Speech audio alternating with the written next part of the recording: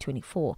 While this marks a modest decrease from various years, high food inflation has slowed progress towards improving food security. Current projections indicate that by 2030, 512 million people could be chronically undernutritioned, with nearly 60% of them in Africa.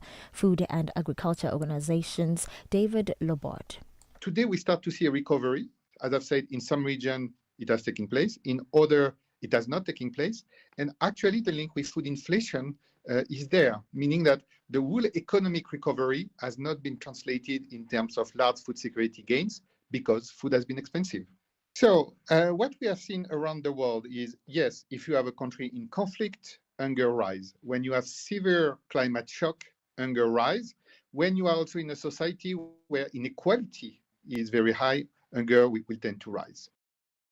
A UN-backed monitor, the Integrated Food Security Phase Classification, says a famine that is described as the worst-case scenario is now unfolding in Gaza.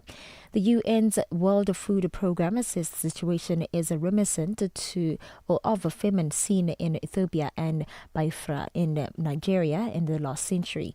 The BBC's Yolandi Nell has the details. The new alert predicts widespread death in Gaza without immediate action to stop malnutrition and starvation. It comes from the IPC, which is made up of more than 20 UN agencies and aid groups. While this warning falls short of a formal famine declaration, which the IPC says is for governments or international agencies to make, it adds pressure on Israel. Already in recent days, Israeli leaders have announced new measures, including daily pauses in fighting in parts of Gaza. But the UN and Palestinians say that on the ground, little has changed. Desperate crowds continue to loot incoming aid lorries. And the Pope has told the First Vatican's Mass for Catholic social media influencers about the challenges faced by artificial intelligence. About 2,000 young people coming from across the globe filled the Basilica to partake in the Mass as part of the Jubilee for digital missionaries and Catholic influencers. Pope Leo said content creators should promote encounters between hearts. He said the change people wish to see in the world is directly connected to how they choose to influence others and the motivations behind it. He added that some use false advertisement to sway people, others use blackmail or bribery, still others resort to war bombings, forced starvation as a means of influencing those around them. The Pontiff urged his young audience to protect people's dignity in the new era of AI. A recap of your top story. Cameroon's opposition leader Maurice Kamto has called for calm following the exclusion from the upcoming presidential election in October. The Electoral Commission's decision has sparked concerns of unrest and is seen as a boost to 92-year-old current President Paul Biya, who has been in power for decades. For any news stories you'd like to share with us, please send an email to newsroom@channelafrica.co.za or call us on +2711 714 4459. For Channel Africa News, I am Matapela Mahape. SABC News. The African Perspective. In our sports headlines, President Bola Tinubu has bestowed the National Honor of Office of the Order of the Niger on the victorious Super Falcons. And the inaugural Africa Sports Investment Conference will be held in Johannesburg this week. I'll be back with the details at the bottom of the hour.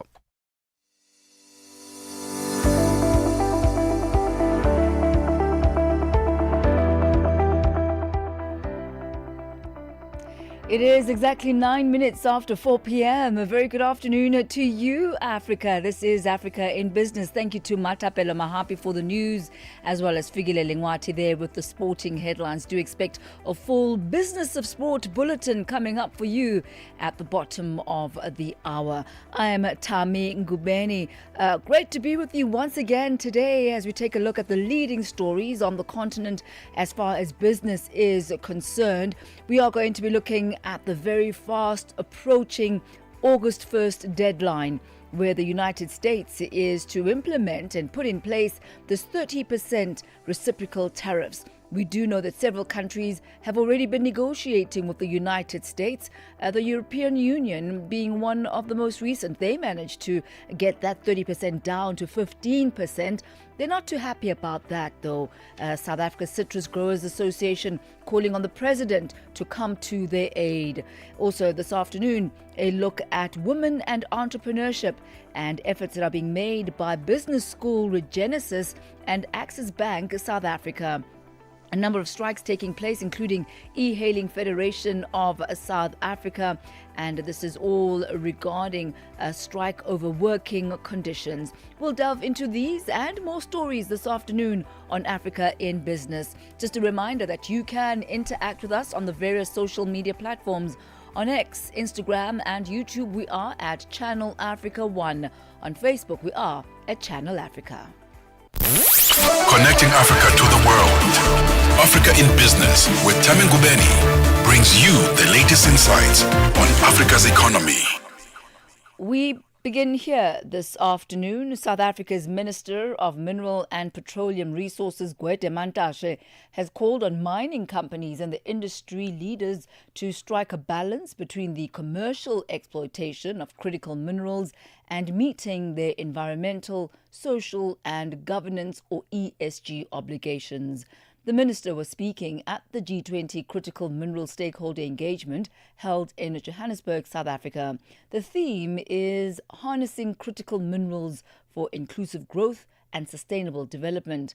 Mantashe emphasized that Africa should prioritize processing its own minerals rather than exporting raw materials to countries that impose heavy tariffs.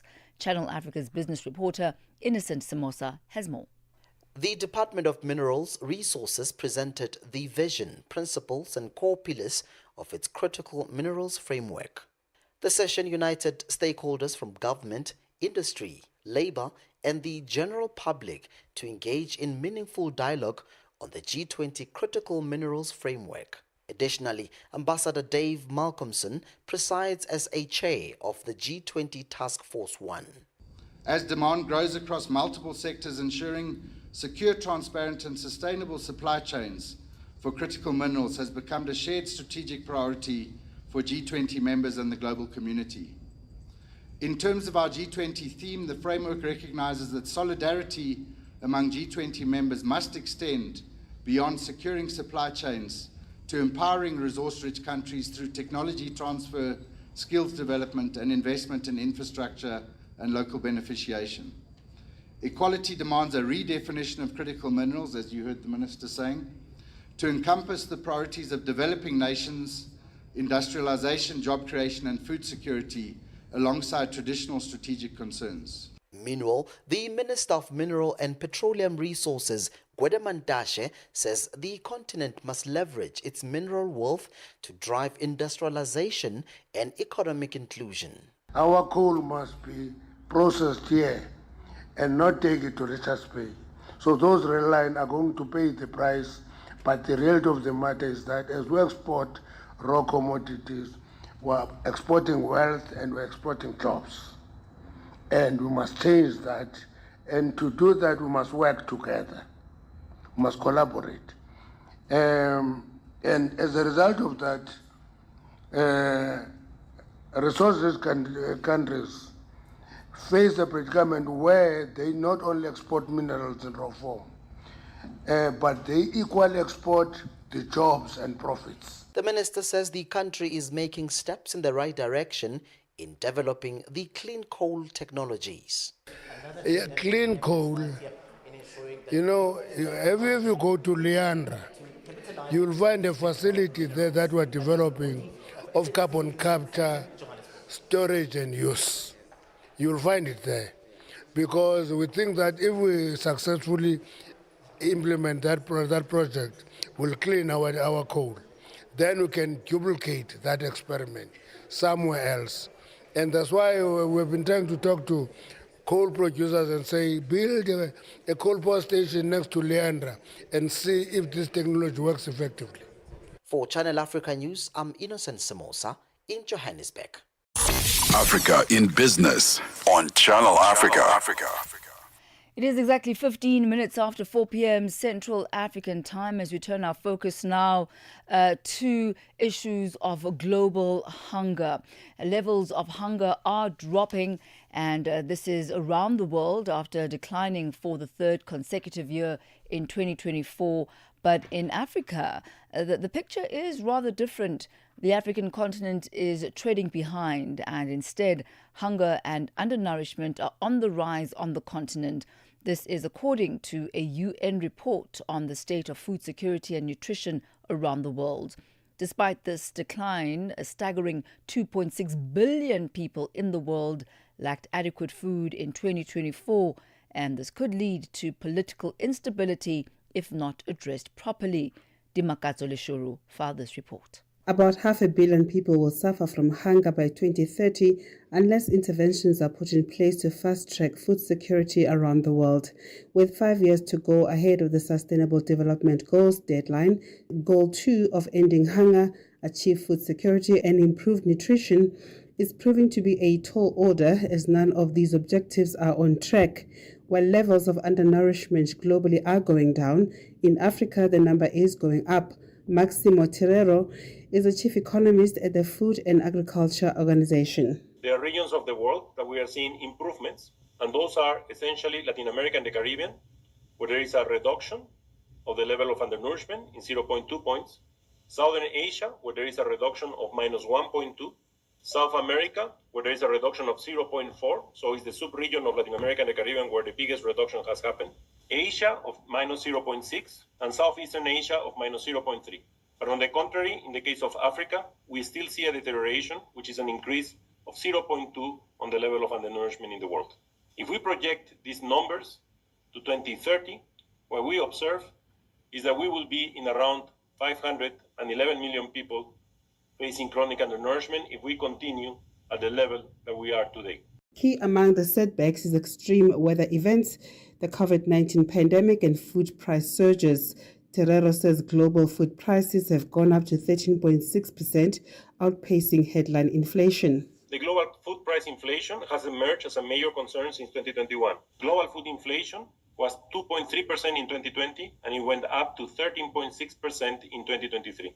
And also, the report shows how a 10% price hike will result in 3.5% more people in food insecurity. Food price inflation is increasing, and it matters because it's a base for political stability, macroeconomic stability, and food security and nutrition. And we need to work hard to find elements that will help us to reduce those problems of stability that we are facing because of food price inflation. The State of Food Security and Nutrition Global Report is the work of the World Health Organization, the Food and Agriculture Organization, and the World Food Programme. The report shows that women, especially those in remote areas, are at the coalface of hunger and malnutrition as they tend to raise and look after children.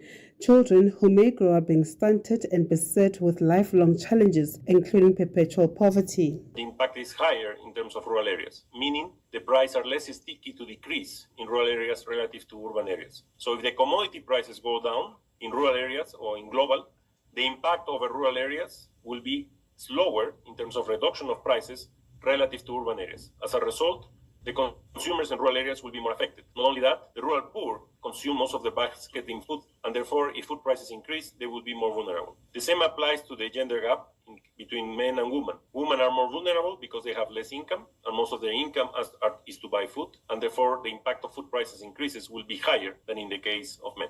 In South Africa, higher food prices are outpacing and driving headline inflation after growing at 4% year-on-year in June. The recent data from Statistics South Africa shows that meat, especially beef, has been the biggest driver of food inflation following the outbreak of foot and mouth disease domestically. This saw increases in the price of minced meat and steak, while stewing beef grew by 21.2%, the fastest pace on record since the current CPI series began in January 2017. Vegetables also recorded notable increases, with prices of nuts, fruits and vegetables remaining in double-digit territory for a second straight month. Sharp price increases in the 12 months to June include beetroot, lettuce and carrots.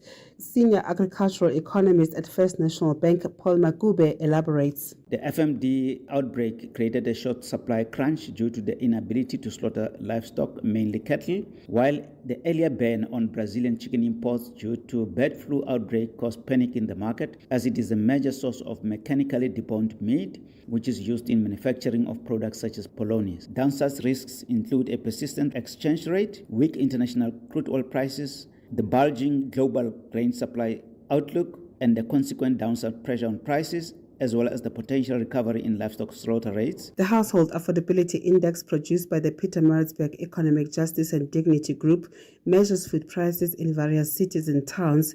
It puts the average cost of basic nutritional food basket for a family of 4 persons at $212, 10.6 times higher than the unemployment subsidy and 7 times higher than the current child grant, meaning households who are solely dependent on these grants don't get enough food. For Channel Africa News in Johannesburg, I'm Dimakazo Leshoro. Big news from Channel Africa. Now you can listen and watch your favorite shows on Channel Africa. Channel Africa is streaming live on the internet on all our social media pages at Channel Africa 1 from 6 a.m. till 9 p.m. Central African Time. Download the SABC Plus app or visit our website www.channelafrica.co.za and stream us live on all our social media pages at Channel Africa 1. Channel Africa now streaming for your eyes and ears only. Channel Africa, the African perspective. Africa in business on Channel Africa. It is indeed the African perspective right here on Channel Africa. We turn our focus now to South Africa, where the National E-Hailing Federation of South Africa, NEFSA, has threatened a national strike, and that is set to disrupt the sector. NEFSA will be striking over working conditions that they describe as exploitative. The Federation is also calling for an overhaul of the prices, and commissions on e-hailing platforms have been a long-standing issue. To break this down further for us this afternoon, we're joined by the National E-Hailing Federation of South Africa's Deputy President, Dumisani Peter. A very good afternoon to you, sir. Welcome to Africa in Business. Good morning, ma'am, and good afternoon, ma'am, and good afternoon to your listeners. So this has been a rather long-standing issue. There have been grievances as far as e-hailing, suppliers are concerned in the country sporadically. But can you take us through the latest list of grievances as well as the demands that have been put forward by the drivers?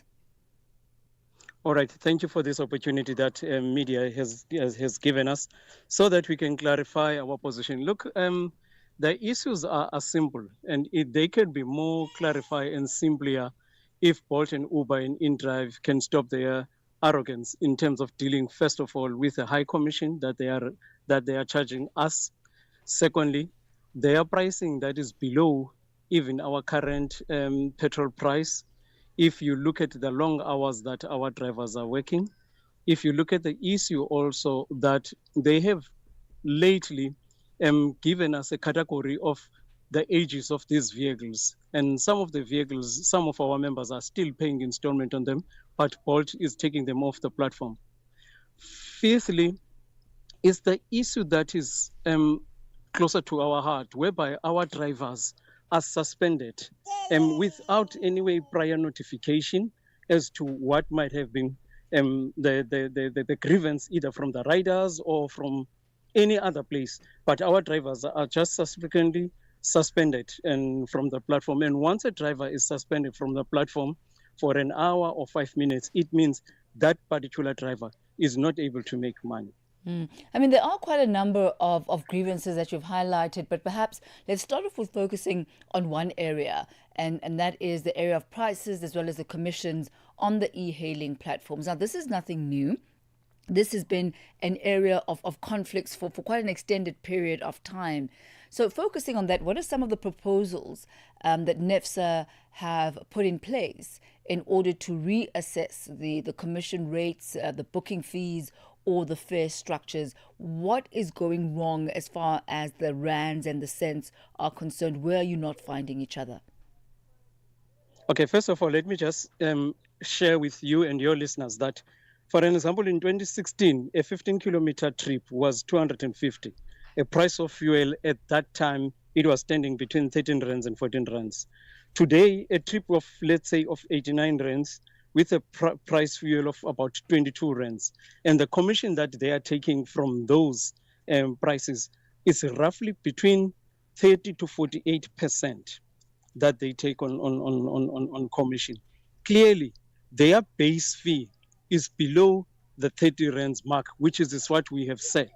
We had informed them on a number of occasions via our emails, because remember, we are talking about institutions here, both Bolt, Uber, and InDrive, that never had a decency to have a meeting with us as a national structure so that we can discuss our proposal. Our proposal was always, and we always remain firm, that the pricing cannot be below a baseline of 30 rands, which is, it should be the starting point. Secondly, the commission cannot exceed, and it should not exceed 25%. We understand they have to make profit. So do we. So those are the proposals that we had advanced to them. Those are the proposals that we had advanced to the Department of Transport. But none of these proposals, since 2016 up to now, as you have rightly captured it, that it has been a long drawn. But yet this long drawn challenge, why it cannot be, why it should not be sorted out. Hence now we have resorted as the Federation to go on a properly planned and properly coordinated shutdown of the apps. All the apps, however, the plan will be when the National Executive Committee decide on a date and month, but we're going to hit them when they least expected. So you've indicated now that the strike is going to continue, and they'll continue, I assume, until your grievances have been heard. Correct. And your pricing demands have been met, like the proposal of this 25%, which is your ideal commission that you believe ought to be paid.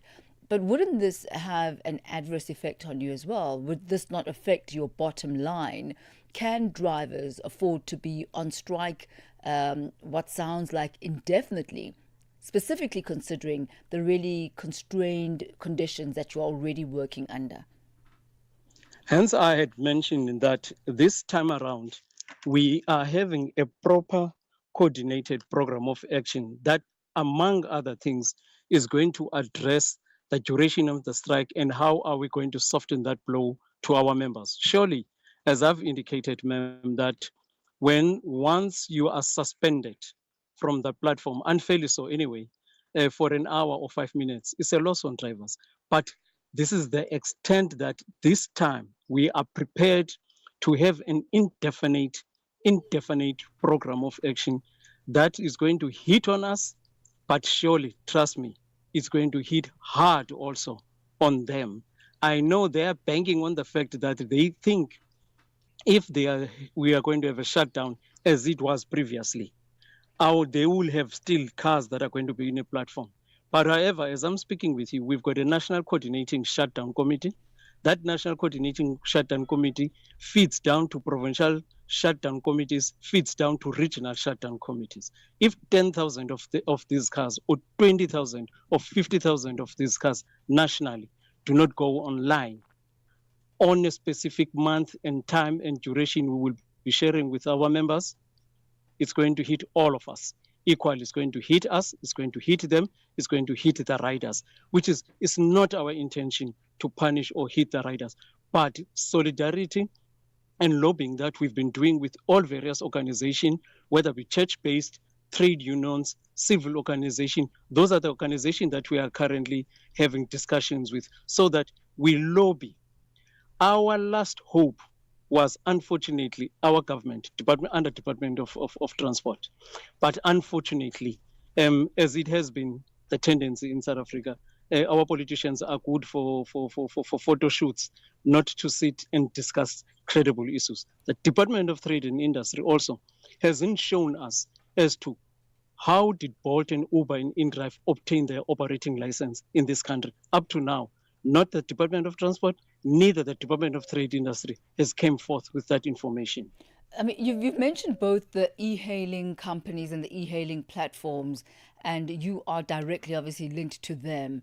And how do you hope to get the attention then of government? You mentioned the Department of Transport, and you've been quite scathing towards them in what you've just said now.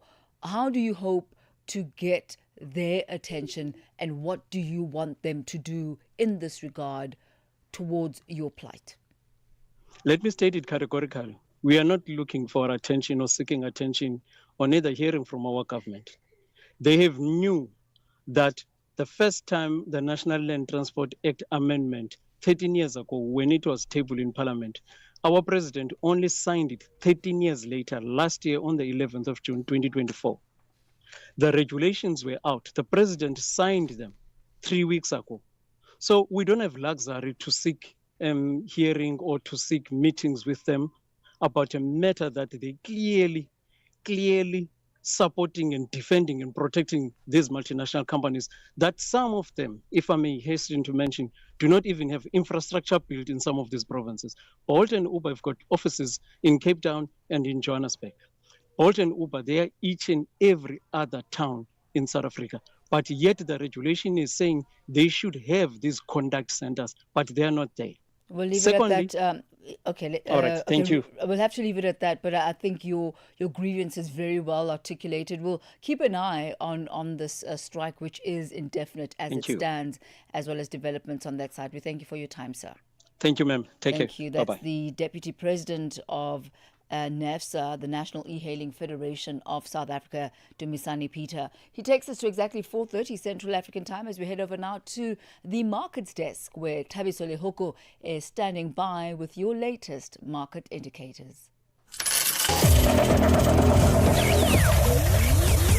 Business news on Channel Africa. The African perspective. Thanks, Thami, and good afternoon. $1 is trading at 17 Rand 82 in South Africa. In Botswana, it's trading at 13.27 Namibia, 17 Namibian dollars 82, and in Zambia, the dollar is trading at 23.27. In Kenya, the dollar is trading at 128 shilling 38. In Ethiopia, it is trading at 138 birr 479. Uganda, 3,000 shilling 562. And in Tanzania, it is trading at 2,000 shilling 569. $1 in Nigeria is trading at 1,527,000 naira. In Egypt, the dollar is trading at 49 Egyptian pound 807. In Tunisia, it is trading at 2 dinar 885, and in Algeria it is trading at 128 dinar 946. The Moroccan dirham is trading at 8,919 to the dollar. In Angola, the dollar is trading at 912 kwanza, while the Congolese franc is trading at 2,869 to the US dollar. Gold is trading at $3,315 and platinum at $1,396 per ounce. Brent crude oil is at $70.60 a barrel. For any business stories you would like to share with us, please send us an email to newsroom@channelafrica.co.za or call us on +2711 714 4459. For Channel Africa Business in Johannesburg, I'm Thabiso Lehoko. Business news on Channel Africa. The African perspective. And for the latest in the world of business and sport, here is Figile Lingwati. Sports on Channel Africa. The African perspective. Good afternoon, Thami. In the business of sport, we begin with football news. President Bola Tinubu has bestowed the National Honor of Office of the Order of the Niger on the Super Falcons and the entire technical crew. He also allocated 3-bedroom apartments in Abuja to each of the players and the technical crew at the Renewed Hope Estate. The president also directed the cash award of the Naira equivalent of $100,000 each of the 24 players and $50,000 each of the 11-man technical crew. This came during a reception in honor of the players and the coaching crew at the Presidential Villa, Abuja. Chairperson of the National Sports Commission, Shehu Diko, credited President Tinubu's administration with investing in sports development and women's empowerment. The inaugural Africa Sports Investment Conference will be held on the 31st of July at the Little Tuscany Boutique Hotel in Bryanston, Johannesburg, South Africa's Gauteng province. AFSIC is a platform created to boldly discuss a variety of sports issues across Africa, catalyze economic transformation through sport, under the theme Towards a Winning Nation. Africa Institute of People Development, APID, Managing Director Thabo Mhlanga explains. So the African Sports Investment Conference is an avenue to find common ground within the sporting fraternity for us to be able to find investment opportunities, to find development opportunities, as well as talent management within the space of sports. So it began by us looking at the fact that sports is one of the biggest economies in Africa and in the world, just to say. So when we looked at this, we thought to say, what can we do as a conference to start a conversation about investment opportunities as well as development opportunities within the spectrum of sports in Africa. Mhlanga speaks about the importance of good governance in sports. You put it very rightly to say that we've got challenges within the sports framework. And I think the conference is looking at governance structures to say, how do we then fix the governance of sports in Africa, and also to build a resilient form of leadership within the structure of sports. So we are going to be addressing certain topics around governance, around the policies, to say what can we do within the sports framework for us to enhance the development of sports in Africa.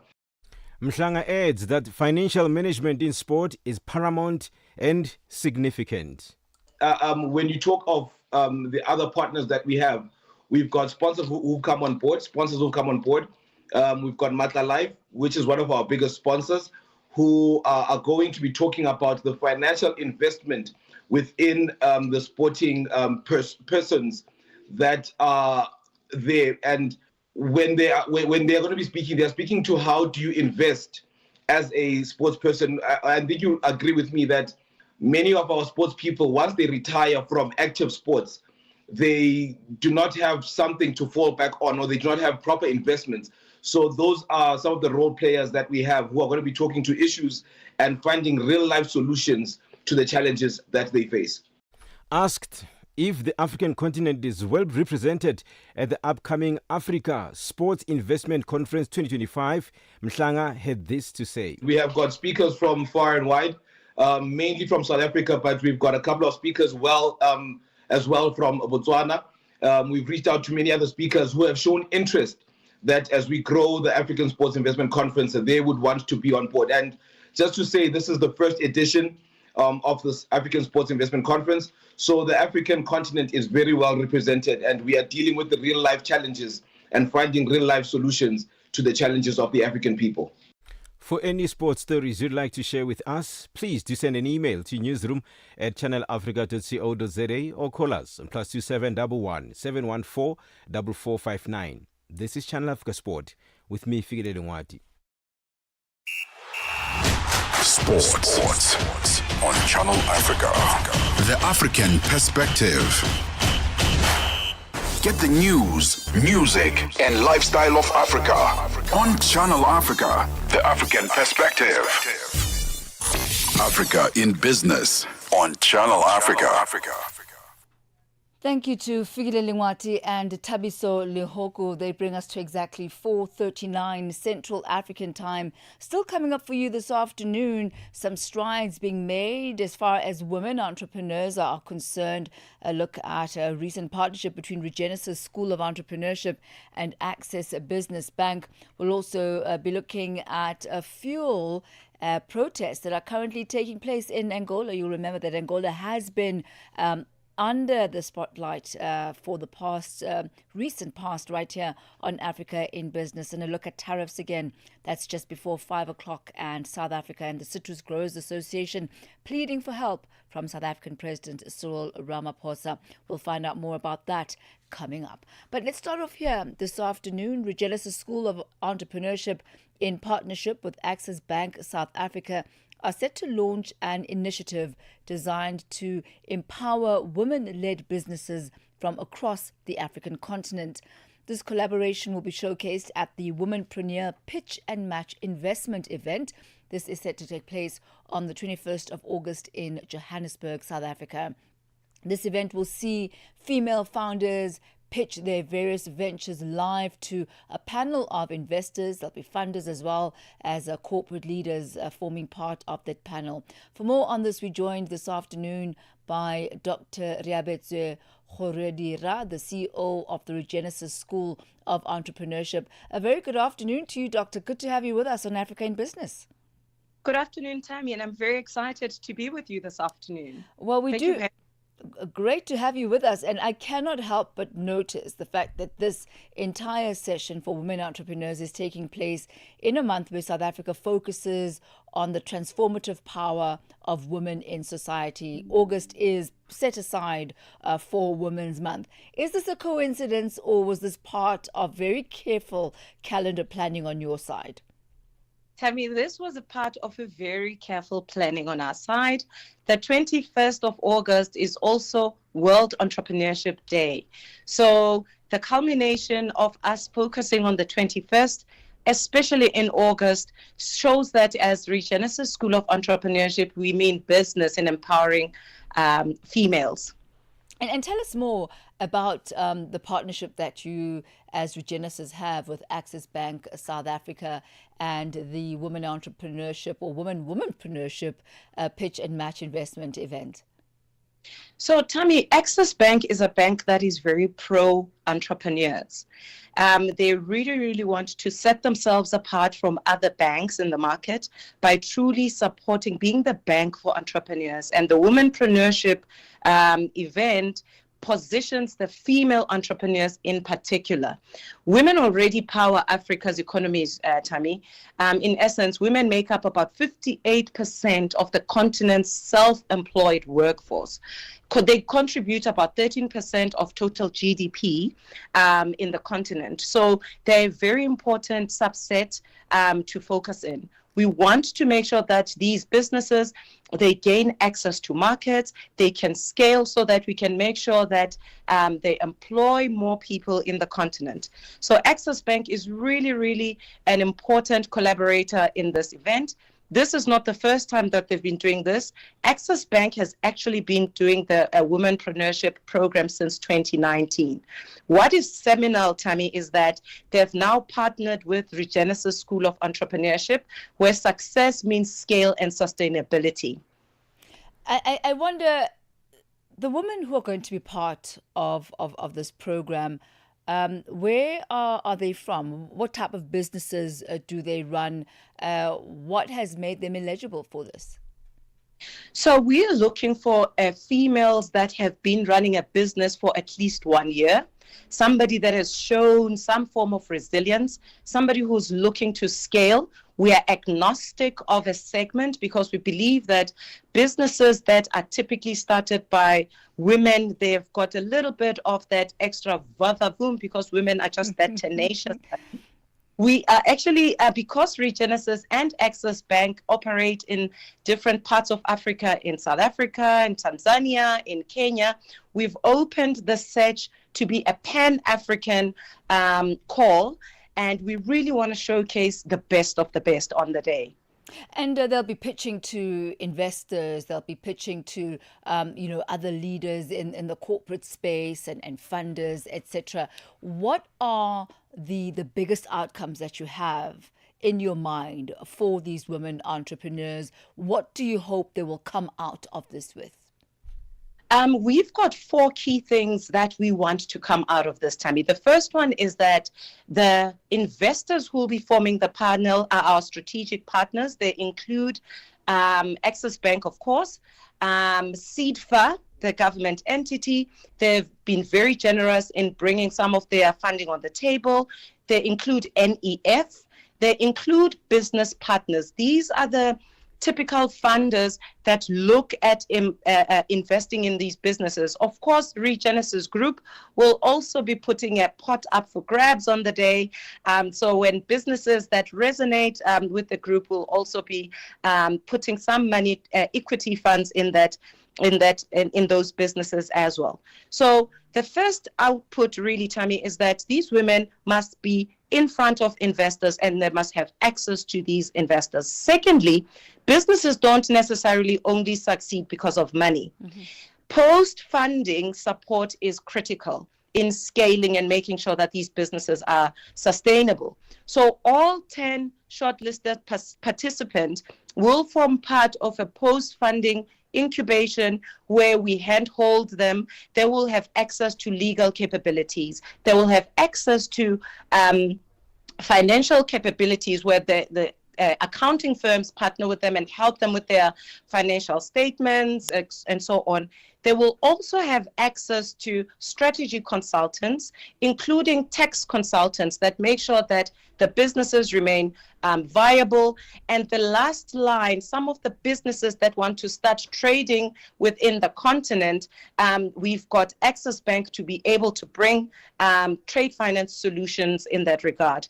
Then Brand SA, Thami, then comes in and swoops in and makes sure that the South African businesses that tick all of these boxes, they're also able now to find route to market in our neighboring African countries. So really, this is an end-to-end proposition that the Regenesis School of Entrepreneurship is bringing into the market. And that's exactly what is really needed, Doctor, not just a platform for one day or 1 month, but something that will really incubate and position the entrepreneurs for success beyond that. So when do the entries actually open? When are women businesses actually able to submit for the 21st of August? One would assume that it's all done and dusted for this year, or am I wrong?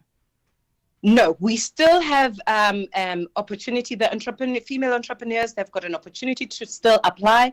Applications will close on the 10th of August. They can go onto the Regenesis website and they look under the School of Entrepreneurship. They will be able to get links that get them to apply. Also on our social networks, they will see all of the links, including on the Regenesis page, Thami, where they can still apply. The opportunity is still available. And which sectors can apply? I'm thinking now because there's everything from agriculture to media to financial services, really broad. We really are sector agnostic through the strategic partnerships that we have with the likes of CEDFA, NEF, business partners. It enables us to have a fund that is specific for women. Business partners, for example, they've got a womenpreneurship fund. CEDFA have got, as well as NEF, a fund that is dedicated for women. It is sector agnostic. Similarly, our partners at CEDFA have got a fund that is specific to manufacturing. So because we've got this unique offering of different investors, we really are sector agnostic. We just want businesses that want to scale and want to grow. Great opportunity, Doctor. We thank you so much for your time and wish you all the best. Hopefully we'll be able to talk to you after the event and maybe speak to some of the top businesses that made it through.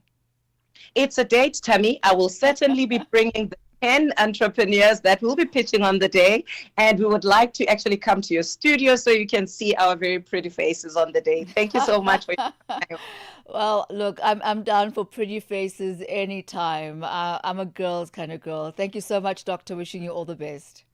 Thank you so much. Have a good afternoon further. Thank you. That's Dr. Riabetswe Khoriadira, the CEO of Regenesis School of Entrepreneurship. Great news for all those womenpreneurs who would like to become part of this pitch session. It's a pitch and match investment session.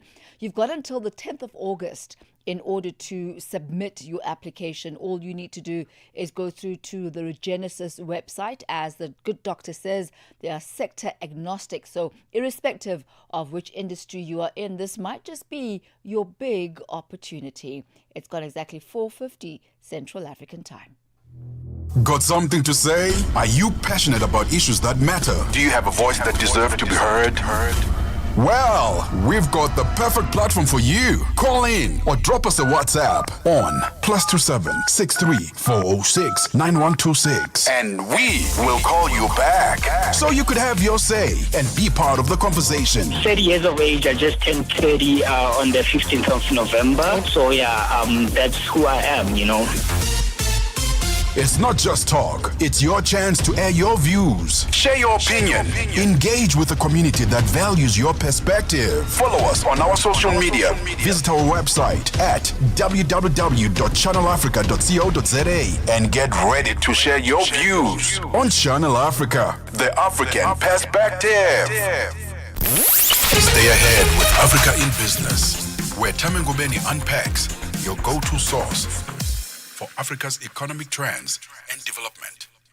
Now, as the world is grappling with looming tariffs from the United States of America come the 1st of August, which is literally the end of this week, it's on Friday, the Kgalema Motlanthe Foundation is hosting a seminar to look at the current geopolitics. President Cyril Ramaphosa's special envoy in North America, Mcebisi Jonas, will also be a part of these proceedings. Kaelihle Kumalo has more. It is quite a significant time, especially as the globe is really on the tenterhooks. Some countries, like for example, have tried to reach out the deals with the US. I mean, for example, we saw recently with the European Union where they reached a deal in Scotland, but also for South Africa, that's 30% tariff will be so devastating for the battered economy right here in South Africa, but also for the country's quest for job creation, looking at the automotive sector, the agricultural industry, among other sectors. So it's going to be a very critical seminar where the speakers really will be looking at the really geopolitics that are shifting, the ramifications that are quite severe, but also for how the country can position itself in dealing with this particular impact. For example, we do know that since Mr. Jonas took as special envoy of South Africa in North America, there's been quite a lot of speculation around his credentials. During the course of the day, we're going to ask him when is he going to engage with the US in terms of making sure that they ease the relations and reset and revitalize very important bilateral ties between Pretoria and Washington, D.C., especially we saw that meeting in the Oval Office where President Ramaphosa met with President Trump. A lot of issues came out and really just indicating the very significance in terms of these two countries, but also the question around AGOA, which is a trade preferential agreement between sub-Saharan Africa and the US. It's a very key issue, but also it remains in limbo, especially with now the sweeping tariffs that the US is talking about. That was SABC's Kaelihle Khumalo. We turn our focus now to the G20's Speaker Summit. The African legislatures have been called upon to seize what has been called a historic opportunity presented by the upcoming G20 Speakers Summit. This is to enhance the status of women as well as youth across the African continent. South Africa's Parliament will be hosting the 11th G20 Parliamentary Speaker Summit, known as the P20, bringing together leaders from G20 national parliaments in Kleinmond outside the city of Cape Town in South Africa later on this year. Nhlanhla Mahlangu has more. The Parliament of South Africa will host the 11th G20 Parliamentary Speakers Summit, P20, from the 29th of September to the 3rd of October. This will be a gathering of speakers and presiding officers from G20 member countries. During a joint consultative meeting between the Pan-African Parliament and the Parliament of South Africa, held in preparation for the P20 Symposium for African Speakers of Parliament, 28 presiding officers from both institutions, along with African women and youth parliamentarians, expressed a shared belief that it's Africa's moment and African women and youth must capitalize on it. President of the Pan-African Parliament, Chief Fortune Charumbira, urged parliamentarians to use the platform provided by South Africa's hosting of the P20 summit to ensure that youth and women's issues are prominently featured. There is something called the P20 which will come later, Parliament 20, the speakers of Parliament. But where are the women? Are the women excluded? Again, through the Parliament of South Africa, we are here to make sure that the women voice is not forgotten. Women also make an input. Chairperson of the National Council of Provinces, Refilwe Mtsweni Tsipani, underscored the historic significance of South Africa's hosting of the P20, describing it as a unique opportunity for African parliaments to place gender equality and Africa's priorities at the center of global discourse. She urged parliaments to pursue a women-centered agenda, dismantle exclusionary laws, and advance transformative parliamentary diplomacy. It presents an opportunity for us to reasset a paradigm shift that advances the women empowerment across Africa. During the P20, the strategic opportunities that allows parliaments to share best practices in legislation, oversight, and public engagement shall be deliberated on. This includes the gender equality legislation, the mechanisms that oversee government programs, and parliamentary initiatives ensuring meaningful participation of women and youth in policy development. The Deputy Speaker of the National Assembly of South Africa, Dr. Anil Lotriet, described South Africa's G20 chairship and hosting of the P20 summit as not merely a diplomatic milestone, but a historic opportunity to place gender equality and women's empowerment firmly on the global agenda. For us as African women leaders, this is not just symbolic. It is an open door to influence, to speak boldly, and to ensure that our voices are no longer on the periphery of global discourse, but at the very center. The P20 provides us with key strategic opportunities to learn from one another and global peers on how we craft legislation, monitor gender equality outcomes, and empower women's participation in governance. The P20 summit is held in the country holding the G20 presidency and is chaired by the presiding officer of the host parliament. Reporting for Channel Africa, I am Nhlanhla Mahlangu in Johannesburg. Africa in Business on Channel Africa.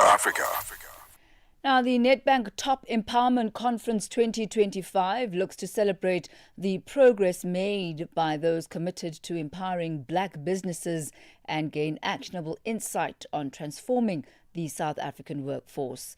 Join Leanne Manas as MC on the 31st of July and the 1st of August at the Sandton Convention Centre for 2 full days of empowerment through bold transformation, in discussion with ministers, Nedbank executives and other thought leaders from around the nation. Something certainly to be looking forward to. That's coming up. That's Thursday and Friday this very week. It is exactly 4:58 Central African time as we shift gears and enter the realm of the French desk. A very good afternoon to you, Joël. Bonjour Thami, bonjour à tous les auditeurs de Channel Africa. Alors aujourd'hui, nous parlerons du Sénégal où le ministère de la Justice a saisi le parquet général pour diligenter une enquête sur les violences politiques de 2021 à 2024. Mais aussi, nous parlerons de la tension qui monte entre Ouagadougou et Abidjan après la mort de l'activiste Alain Traoré. Merci Thami. Merci beaucoup, Joël. And that's how we come to the end of Africa in Business for today. I know some of you are perhaps listening out for 2 specific stories that we didn't quite bring you today. Hopefully within the next couple of days or so, we'll be able to still focus on the citrus industry and the tariffs that are coming up on the 1st of August. August, as well as the Angola fuel protest. Those two stories are still on the agenda for you. We'll try and fit them in during the course of this week. From myself, Thami Ngubeni, and the entire team right here on Africa in Business, our producer Mabo Buloka, technical producer Bongi Moyo, and social media talent Butelezi, and news Matapelo Mahapi, economics desk Tabiso Lehoko, and on sport Figile Lengwati. Thank you very much for once again spending your time with us and keeping abreast of all the business developments on the continent. I'm Thami Ngubeni. Until tomorrow, give yourself a splendid day further. Goodbye.